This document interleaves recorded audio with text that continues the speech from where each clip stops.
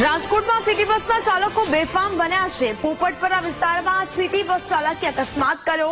બસ ચાલકે અચાનક જે ફૂલ બ્રેક મારતા અકસ્માત થયો, જેમાં સિટી બસે ઘટનામાં 2 થી 3 વાહનોને અડફેટે લીધા છે। દુર્ઘટનામાં કોઈ જાનહાનિના સમાચાર નથી। લોકોનો બસ ચાલક સામે રોષ ફાટી નીકળ્યો છે। તાજેતરમાં સિટી બસથી થયેલા અકસ્માતમાં 4 લોકોના મોત થયા હતા અને હવે વધુ એક વખત આ સિટી બસ ચાલકે 2 થી 3 લોકોને અડફેટે લીધા હોય તેવી આ ઘટના છે તે સામે આવી છે।